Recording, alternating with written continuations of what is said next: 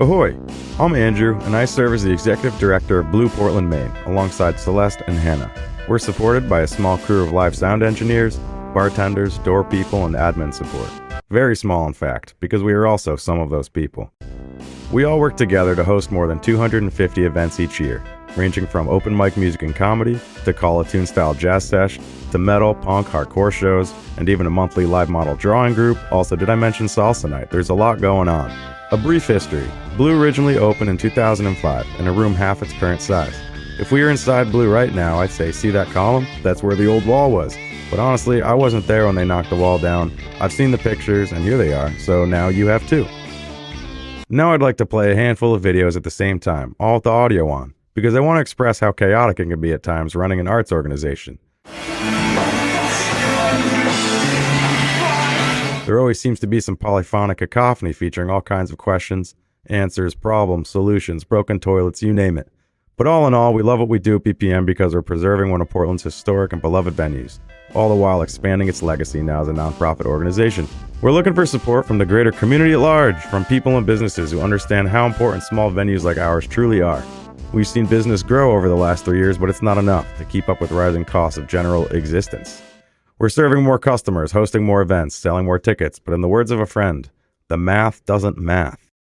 Alas, that's why I'm here, to fill you in on all things BPM, the good, the bad, and even the ugly, but mostly to ask for your support, either by becoming a member or making a donation or by becoming a corporate sponsor. Thanks for watching, and I hope to see you at a show soon. Testing, yeah, looks good. Oh yeah, how are we doing? We're doing great. Perfect. Bang, that's a nice level. I like that. Bang, here we go.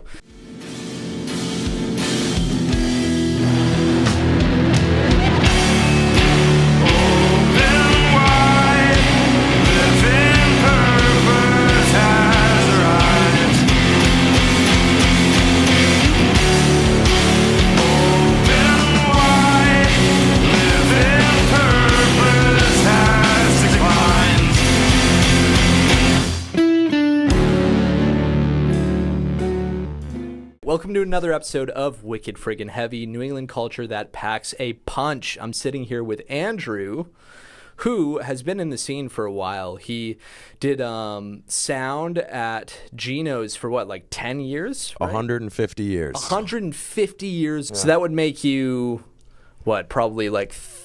I started when I was 3, so 153 years old. Yeah, there we go. Yeah. So I'm feeling pretty sprightly. Feeling pretty sprightly, light on his feet, bright-eyed and bushy-tailed here in Portland, Maine, you know. Hell yeah, I'll take that. I've been called many worse things than that, so that's sick. Sick. So he also plays with some local bands, Brie Dee being one of them.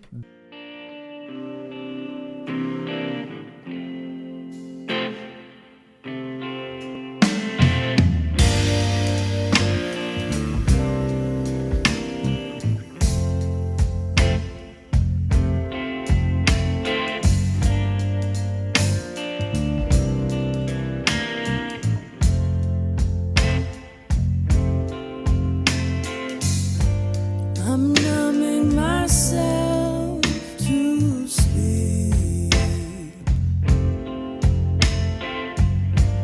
I'm trying everything just to keep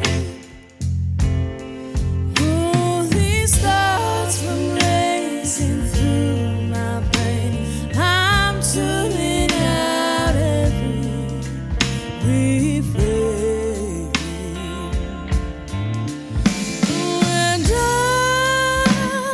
Distraction, I get no satisfaction. No, wants to live in the real world. Beers Brosnan.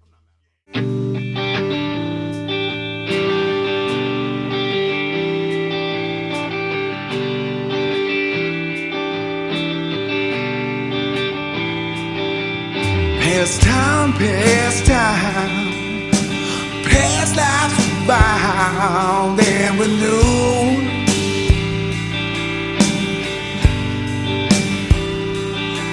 Was it a blind surprise, or was it all by the sound? It's a point of view.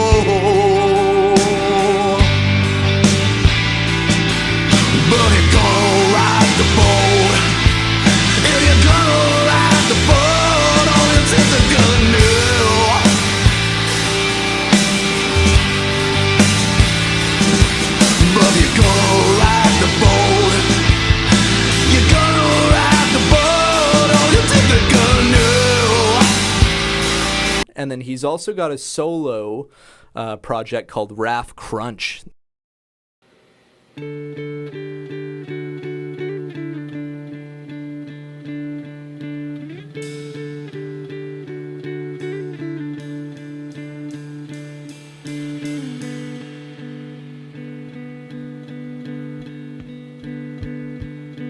Don't you say you know what I'm thinking?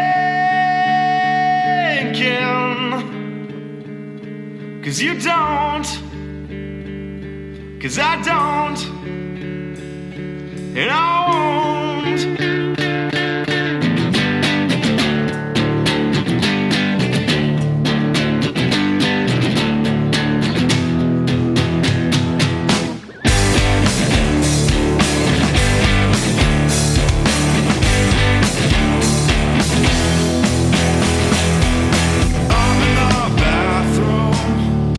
That he's working on It's true. as well. And now currently he is the executive director at Blue.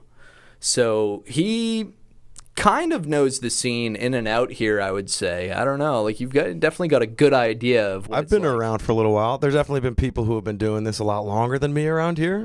But I think I know who those people are, which is humbling. So I'm not going to say I know everything about here, but I could probably help people tap into a lot of the thing. So hopefully I'll provide some insight for you. For sure. I can't wait to dive into it. So when did you start? Did you grow up in New England or? So I grew up right outside of New Haven, Connecticut. Yep. So growing up, I grew up watching like hardcore ska shows, which has always been a huge part of my life.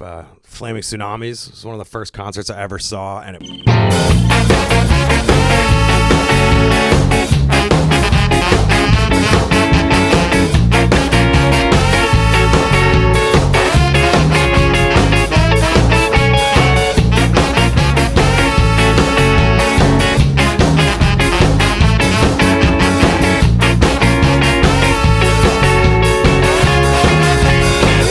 blew my mind seeing a trombone section. It felt like there was 8,000 people up there. There we go. But it was sick, and I saw the energy, and I was like, "This is it. This is it." So I grew up going to a bunch of shows. There was an all-ages space in the area called The Space, which was run by Steve Rogers, who's an awesome guy. And I played in bands growing up. We would play at the space. If I wasn't playing, I would go see touring bands that were playing there all the time. So I was always around live music. Has always been a huge part of, who I am, no matter what my age was or where I was. But yeah, I come from And it was ska that originally influenced you, you'd say? Like that was like the first music that you're like, wow. Well, it had combined so much stuff that I loved. It had the angsty energy, but it also had like beautiful horn lines. Yep. And I've always So had you're a like lover of horns. one foot in like the heavy world, one foot in like the brass world, the little bit more sensitive, quieter music, but it seemed to all kind of become one thing that was greater than any individual thing. I think they call it the sum of the parts. Yeah, absolutely. I love that. That's when my blood started flowing. So at age like 12, 13, I was like, oh yeah. Oh yeah, this is it. So then what happened after that? Like what were your first bands like that you were in? Oh man. So And what did you start on? Did you start on drums? Kind of, yes and no. I mean, when I was a young kid, like 10 years and under, I got my mom's old Spanish guitar with nylon strings, and she wasn't a guitar player. I just happened into it after going to like an aunt's house. So I played a lot of like hack guitar, and I still play a lot of hack guitar. But I started on that, and then my sister's friend up the street had a drum kit. So in like the 3rd, 4th grade, his family made him stop playing drums, and they had to get rid of this drum kit. And so fortunately, they like hooked me up, and so I had a drum kit in the basement. So I kind of grew up playing shitty guitar and shitty drums simultaneously. And hopefully I've arrived somewhere. Yeah. With those things. I mean, I would say that you have. You're in 3 bands right now. Beers has, like 5 albums out? Yeah, we've got quite a discography. Yeah. I mean, so Matt, who is kind of like the primary songwriter, is a very prolific songwriter, pumps out material. The dude oozes songs. So it was just a matter of keeping up with his output. And I was playing drums in that band up until most recently where we transitioned. I'm not playing guitar, which is the first time I've ever made that move. But yeah, we have a pretty massive discography, and yeah, I love those dudes. Matt and Nick are some of my best friends, if not my best friends, and so playing music with them for the last 3+ years has been sick. And then we introduced Matt's buddy, Alex, who's now our buddy, who's been playing some drums. So it's been fun. I mean, Beers originally began as a COVID project when Matt came to my spot because we were playing in a band together, Buzzy, at the time. But yeah, he came over and I was like trying to do more production work.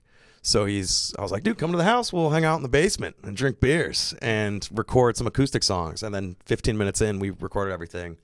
That turned into, I believe, like a 17-song EP that I was like, let me record drums and bass. And then we did that, and it just turned into an album. We were like, oh, shit, this is a band. And then so Nick was like, yeah, I'll play bass. And then, then we just kept doing that, and we're still doing that. That's awesome. So is there any like specific process that takes place when you guys are writing songs? I'd say, I mean, in the past, it's mostly Matt would provide, a framework for how the tune was going to go and lyrics and a well thought out idea. And then, Nick would match, he'd be playing bass, so he'd grab all the parts and I'd grab the parts, and then things might evolve. Oh, what if we do this here? What if we do that there? So it was pretty much like kind of matching what was being presented. Now it's we're writing a little bit more organically, just because we're trying to get into this, I don't want to say next phase, but just we got a new drummer. We're trying to find our new language, and it's been more organic in that I'll come with a riff, and then Matt will start crushing these, local, vocal, lyrical ideas. And then all of a sudden we're like, oh, we got something cohesive. So it's kind of anywhere between, blueprint versus discovery, but I think it's a cool growth moment that we have right now. So more to come there as we do this more. Absolutely. Absolutely. Sometimes that's the best kind of thing, where it's like you all get together and you've got like a seed idea, and then you organically kind of build things around that, but in the producer world, like with Raif Crunch, it's probably completely different. I mean, you're playing all of those instruments, right? Like on that album? Yeah. It's completely self-produced. Yeah, I mean, so I'm an egotistical maniac, and I don't really have a lot of free time. So I had these kind of rough ideas for songs. I didn't want the reference point for my massive listenership to be limited to just acoustic music. So it was important for me to like lay the guitar down, lay the vocals down, and then considering I didn't have a lot of time to teach people parts, or I also like can't pay musicians for recording time right now because I'm cheap and poor. But I was like, yeah, I can lay these parts down. And so I did, and to the support of a couple close buddies, my buddy Colby, who's a great audio engineer who did the heavy lifting, most of the mixing. I got it maybe 20% of the way there, and then he took it to new places. Took it to the next level. Yeah. I was just talking about this a little while ago, like about that whole process of like sometimes, especially when you're trying to self-produce things or just start an album in general, there comes a point where it's like you only have so much knowledge, because very few people can really do all of it. You know what I'm saying? So it's important to get that second opinion, especially with the mixing process, because your ears just start to fail you after a while. Yeah. Do you notice that? Like 100%. Working on Raif? And I mean, Crunch? one moment was like, I'm not a bass player. I believe that bass needs to exist. You know what I mean? I believe in a bass universe. But even when I was recording with Colby, he's like, don't do that. It's the guitar part. You already have a guitar part. Don't do that. And then so it would be like doing everything yourself. It's great in a selfish way of like scratching the itch of getting your stuff down, but sometimes you do need a different brain. Like approach it as if you're a different person. Absolutely. Absolutely. So it's ego death in a way, but I feel I feel terrible about myself. Every day. But I'm trying to look at it from like a healthy standpoint, where it's just like, like even though I am not completely self-producing this current Drin album that I'm working on, I'm honoring the music the way that it should be honored, instead of just going full bore, I'm going to do this all myself. Yeah, and I think there's a balance there. The music's going to be better at the end of the day, I feel like, if you get help from your friends, if you spread out, Oh, 100%. Yeah. And so I wish I could have done more of that with that release, but that was mostly like, all right, I've been talking about putting something out. I had a deadline, kind of. And so I was like, let's just do it. And so now that's out there. I have a much more collaborative mindset, but at least now I have a jumping off point for when I'm like, hey, you want to play drums on this? They're like, well, what are the songs like? I can point them in a direction. Be like, well, there's a jumping off point. You don't need to do it exactly how it is. But it just provides a frame of reference to allow the project to grow, because at least it has a birthday, you know? So exactly. We'll see how long it lives. Yeah. It's a good way of putting it, for sure. Yeah, that's awesome. So talk to me about this stuff that you're doing with Dee. Yeah, Brie Dee. So, she and I go way back, kind of also a COVID connection, because WMPG, local community radio. Yep. WMPG, shout out WMPG. So we were filming backyard episodes of Local Motives, which is a great program that features like original music and songwriters from the area. But during COVID, we moved. A friend of mine hosted Local Motives, and we moved the production to her backyard. And Brie was one of the performers. So I recorded her a long time ago, and I was like, these songs are great, like awesome vocalist, awesome songwriter, great guitar player. And just seeing, we're friends, so he's always stayed in touch. And then Coco is an incredible bass player. So Brie and Coco have been playing duo gigs forever. And so finally I was just like, hey, you want a drummer? Yeah. And let's just do. I'd really like to play with you. Yeah. Yeah. Please. And it's like, it was a funny thing because I was super busy, but I was like, no project is really scratching an itch on drums in the way that music does and continues to, just because it's like very accessible, fun, beautiful, pretty music. Yeah. And so listening to it today, yeah, it's like, wow, like we're just really good. Yeah, it's very soulful. We call it soul pop. Soul pop. I love that. But actually. so Brie and Coco, they're playing. I was like, hey, let me weasel my way in your band, and if you don't get down with it, then just tell me, and we'll never talk about it again. I'll be totally fine. And so we got together at Grime Studios. We played, and I know it wasn't at Grime. Where was the first? I don't even remember the first place where we played, but it was cool. And they're like, hey, you want to practice next week? You want a bagel? I was like, yeah, give me a bagel. Let's practice. Yeah. And so, we've just been playing. It's been, we've been a little busy. Busy. So you started at Gino's, it's hard to say. Now? I mean, when I first started working at Gino's, I was doing freelance stuff. I was doing freelance audio work, mostly working at like any shitty bar in a 60-mile radius that needed a sound tech. But yeah, no, I was working in random rooms from here, there, and everywhere. And then I got hooked up with John Morse, who is a very important member of the heavy music scene out here. John Morse has been putting together some of the best shows that have been happening in the metal world for as long as I can remember in Portland. But yeah, I was doing sound for him at Gino's. It was a small crew, but this is under the previous ownership. And there was a Minus M32 in there, M32R. And really sick heavy music and a consistent flow of just badass bands who I've never heard of. And I've always loved heavy music, but I didn't really know metal. Yeah. Right. And I'm not trying to pigeonhole them, but that's kind of the wheelhouse. Yeah. Gino's. Yeah. Yeah. At the time, that's like all that was really going on. And not to say that in a bad way. How have you seen the scene change since you started to when you left? At Gino specifically? Yeah, at Gino specifically. Yeah. I mean, I think, Kat's done a really good job of kind of just making that room even more accessible. Yeah. There's a wide array of the kind of events that happen. There was definitely a vibe there before Kat that it wasn't better or worse. It was different. It was different. And now it's different. And and I'm fine with it. And I think most people would agree that change is good. And if you get more people into a room and there's still elements of what was there's evolved elements taking what was once a seed and is now blossomed into a beautiful community of all kinds of shows in there. So I think that engagement's only gone up. I think so. It just became more diverse. I think it was just a little bit moodier. There was like a little bit more of like a career alcoholic darkness. Yeah. Which is fine, you know what I mean? And as a functional member of that strata of society on some days. Right. Like I think that some of the edges have been softened. There's a little bit more Pink Pony Club in there now, and that's beautiful. Yeah. I think it's great, and people are, they used to be, I'm scared of Gino's back in the day. And some people even say it now, like Reddit warriors, Gino's is spooky. It's like, shut the fuck up. But no, Gino's is sick, dude. I think growth is important. I think Kat's done a great job, and I think there's a whole. I was there a lot more than I am now currently, and I don't think I did anything for that room that nobody else could have done. So I'm stoked to have played a little role. I did kind of help soften the transition because I went to Kat after she took over the business, and I was like, hey, so I love working here, and I know you don't know me, and I don't really know you, but I'd love to keep working here. And the conversation lasted all of like 2 seconds. And she's like, yeah. And like, yeah. I was like, great. Fuck, sick. Okay. And I love Kat. She's badass. And so I love that she kind of helped me kind of keep doing what I was doing. And we built some cool momentum together. And the room is fucking skating. Yeah. So I'm happy to have just, played a role. Yeah. So where did the blue changeover happen? When did that happen and how did it happen? Yeah. It's a funny story.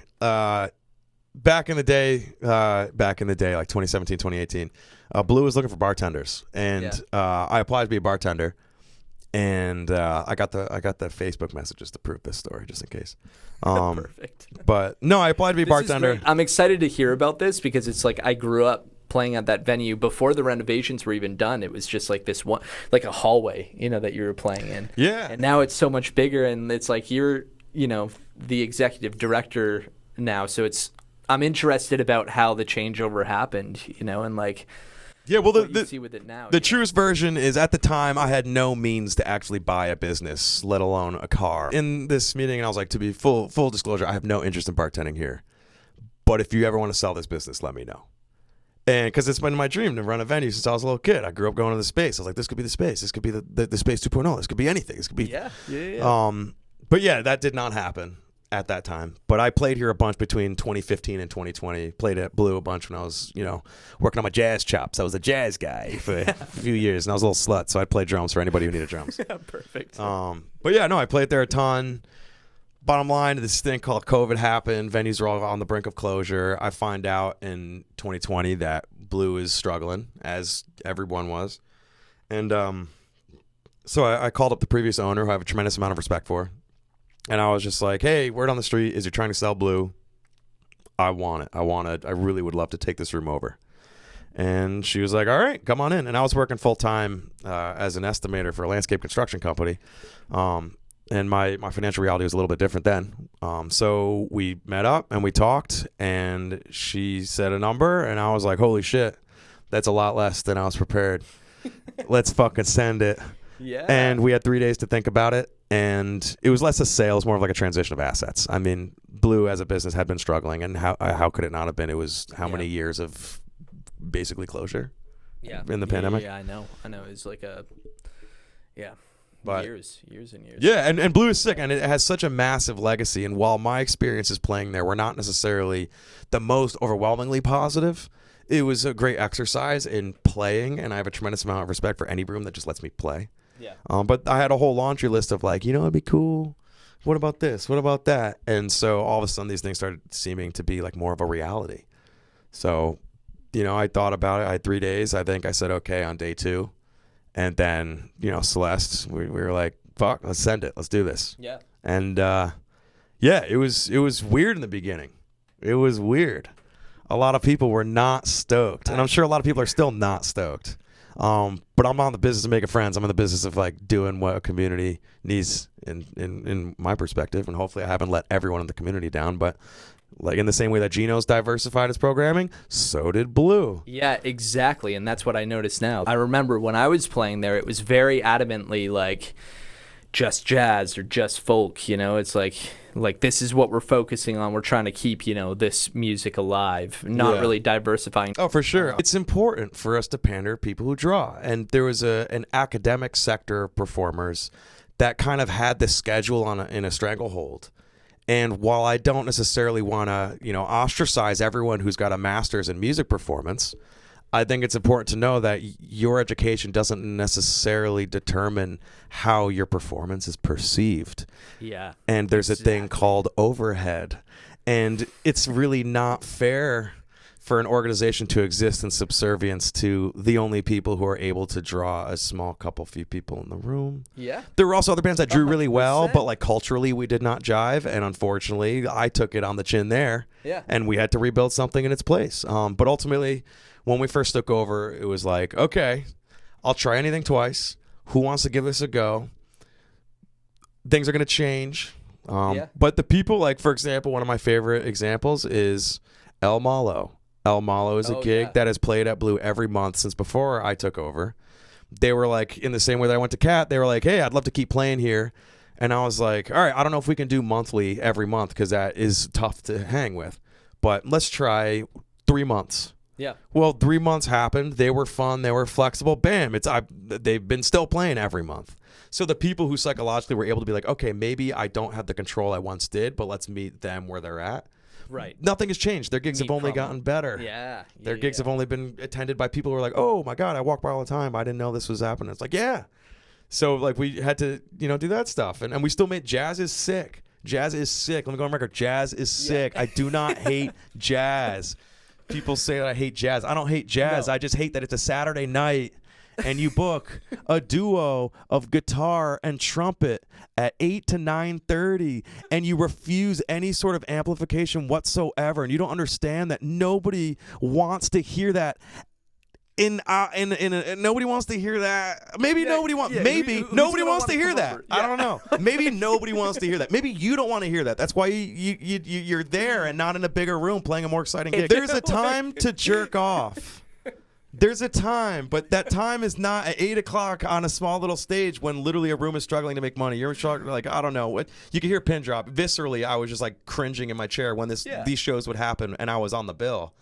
So from a management standpoint, I was like, oh man, these folks really don't understand what it takes to keep this room open in, at that time, 2023. Yeah. They have no idea the burden of cost that we are suffering from. They have no idea the fact that nobody's making any money. The only people walking out of here with money is them, because we're literally walking up the aisles with a wicker basket. And this is not to say that musicians don't deserve money. Yeah. But it's insane. I understand what you're saying. It took us so short to understand this, I don't know, this handshake that wasn't happening. Yeah. But that was such a strong built-in cultural relic of prior Blue. And we were very sensitive to this. And over time, we've kind of done away with this type of situation. Like donation basket, listening room. I have a huge thing with the phrase listening room. Right. Listening room doesn't mean quiet. Listening room does not mean no amplification. A fucking metal show at Gino's is a listening room. Interesting. Jazz session at Blue on a Wednesday is a listening room. So it's all the same. It's all the same. It's all music. People are there to listen. That's why they're going to the show, you know? Yeah. So it's seen. And if nobody's listening, nobody's seeing, then the issue there is on stage. Yeah. But that means if you're on stage and people are listening, that's what it is. It's not limited to folk music or jazz music or traditional Irish music. If it's happening, it should be a listening room. Yeah. He's saying music is music at the end of the day, right? It's just like, that's it. What can I say? What can you say? Music with a capital M. Yeah, exactly. It's a thing. Yeah. So from the business standpoint, that's kind of why you wanted to branch out to other genres, right? Because it's just... For sure. We have a semi-consistent Blue schedule. You know, certain events happen on Mondays, like Casco Bay Cabaret is on a Monday. It's a great industry night. It's a great night for that event. Every Tuesday, we do open mic music and open mic comedy. So there's consistency there so people know what's going on. Every Wednesday, we have Jazz Sesh. Yep. Jazz Sesh rips. Again, I do not hate jazz. Jazz Sesh is my favorite night of the week at Blue. Consistently, it's a great hang. If anybody's ever like, oh, I got to come to Blue, I'm like, come hang out on Wednesday. It's sick. Yeah. You know, intergenerational hang. People are calling jazz standards. It's fucking awesome. Thursdays open up and do who knows what we do, you know. A lot of comedy shows. We have a monthly storytelling event on Thursdays. That's something that didn't happen at Blue before. That's cool. Yeah. And then we'll do like punk shows and heavy shows, metal shows. And it was important when we took over that I'm like, okay, who doesn't fuck with Blue right now? And how do we put Blue on their radar? And everybody I spoke to when I first took over Blue, they're like, they all had a shush story. That they went there with their friends and they got shushed. Yeah. Everyone, like, it's ask your friends. You ever been shushed at Blue? And I bet you, if the answer is yes, it was prior to 2022. Yeah. I was even getting a sandwich at oh shit, what's the spot in the West End? Fresh Approach. Ramona's? No. Fresh Approach. So I was getting, it was 2 Italians for like $11.99 or $12.99, greatest deal in the city. Yeah. But I remember talking to the chick who was making sandwiches, and I was like, yeah, no, she's asking, oh, what are you doing? Yeah, I run Blue, and she was like, ooh, my friends and I got shushed there. And I was like, yeah, I bet they did. Like, I played there once, and my buddy got shushed. And I was like, fuck. He's like cheering. Come on. So the first thing we wrote, Celeste wrote, no shushing on the little wall on the top left, and then no shushing the shusher. So if anybody got shushed, it would just happen once. Just once. There we go. But no, we wanted to like appeal to the people who maybe had a negative experience there, and be like, all right, you want to be a loud environment? You want some loud shows? Let's do it. Yeah. And there's a lot of loud shows that don't make sense at bigger rooms. So Blue is kind of the perfect size for that. Right. It's the perfect spot. Yeah. And the way that you change it too is cool. Like getting rid of all of like the furniture, for example, to open up for like the hardcore shows or something like that. Oh yeah. No, give me a reason to move the tables and chairs out, please. Yeah. Please. I will die on that hill. There is a 100% relationship. Yeah. A full room with no furniture is more fun than a room with furniture and people sitting down. Yeah. Change my mind. It's never going to change. Yeah. So I guess that brings me to my next question for you, which is, why do you think we do this? Like, why is music important for society and culture? So I think there's a lot of things to it, right? Like, music is important because it's a form of human expression. But like for me personally, like if I go 2 weeks and I don't play drums, I'm viscerally on edge. People, like, it's a joke among some of my friends, be like, dude, you got to go play some drums. And as someone who had to go to therapy for a long time in the past, I'm like, all right, I know what they're going to say. So for me, I hate it when people at the open mic are like, I can't afford therapy, so now I'm doing stand up. But like, I think there's something to be said. Like, it's not necessarily stand up. Maybe it is for some of you. But like for me, like I play music and I get close to people I play music with because it's this stuff that we do that keep us sane. And I mean that in a very real way. 100%. Like without having something to hit and without being lost. And like for me, it's in the past, it was more loud environments. Now it's changing. I'm getting a little bit more older and seasoned and sensitive. But no, I mean, viscerally, it's something that I have to do. It's like a painter's got to paint. Musician's got to music, you know? Chef's got a chef. Like an impulse at this point, at this stage in your life. Oh, yeah. It's like, I have to do it, and if you can't, you know, it starts to affect you in a negative way. No, it's the same people who you don't see for a few years, and they're like, oh, you still doing the music thing? And you're like, how could I not? Yeah, but they're the kinds of people that hang it up and then have like a nervous breakdown. Except if I'm going to have a nervous breakdown, I'm not going to be wearing my like V2 life khakis. I'm just going to be the same miserable person I was before, and at least it's a little bit more on brand. Yeah. It's less weird when I have a nervous breakdown than some other dude, you know? But no, I think it's something, living music, it's something we do every day. Bob Moses, incredible drummer, talks about it. Living music. It's not, you're playing drums when you're not playing drums. You could dance and play drums. Yeah.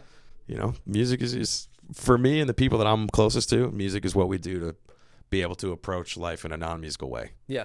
So without that thing. Staple of your life. Oh, yeah. Point. Same with mine, yeah. Baruch Hashem. Over and out.